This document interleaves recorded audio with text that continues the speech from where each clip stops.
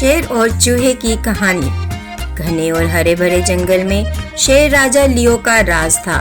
सभी जानवर उनका सम्मान करते थे, लेकिन उनके गर्जन से डरते भी थे। उनकी दहाड़ में सबसे ऊंचे पेड़ भी कांप उठते थे।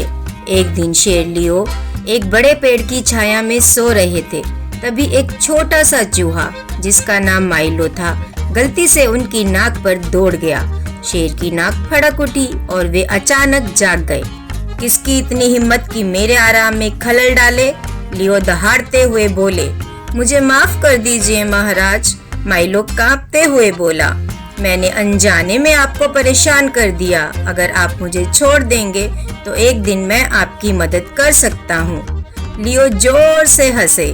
तू मेरी मदद करेगा? तू मेरी नाखून जितना भी बड़ा नहीं है, लेकिन तेरी हिम्मत देखकर मुझे मजा आया। जा और दोबारा मेरे पास मत आना। इतना कहकर लियो ने उसे छोड़ दिया। माइलो ने राहत की सांस ली और भाग गया। कुछ हफ्तों बाद जंगल में संकट आ गया। कुछ शिकारी जानवरों को पकड़ने के लिए जाल और फंदे लगा रहे थे। गश्त के दौरान लियो एक भारी रस्सी के जाल में फंस गए, जो अचानक ऊपर की ओर खिंच गया। वे जोर जोर से दहाड़ने लगे और अपने आप को छुड़ाने की कोशिश करने लगे, लेकिन जितना वो झटपटाते उतना ही जाल कसता गया। लियो की दहाड़ सुनकर सारे जानवर इकट्ठा हो गए, लेकिन कोई भी पास आने की हिम्मत नहीं कर सका। सभी शिकारी से डर रहे थे। तभी माइलो वहां पहुंचा।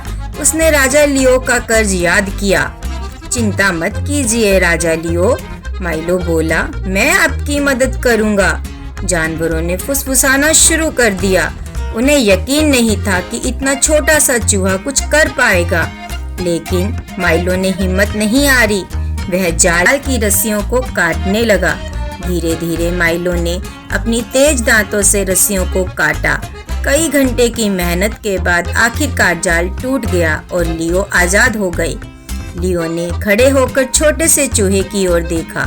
उनकी आंखों में आभार झलक रहा था। तुमने मेरी जान बचाई है माइलो, लियो ने कहा। अब मुझे समझ आया कि छोटे से छोटा प्राणी भी बड़ा काम कर सकता है। उस दिन के बाद लियो ने और दयालु होकर राज किया। जंगल के सभी जानवरों ने मिलकर शिकारी के जाल हटाए और अपने घर को सुरक्षित बनाया। शेर और चूहा जंगल में एकता और विश्वास के प्रतीक बन गए। इस कहानी से हमें यह शिक्षा मिलती है कि कोई भी काम, चाहे वह कितना भी छोटा क्यों ना हो, व्यर्थ नहीं जाता।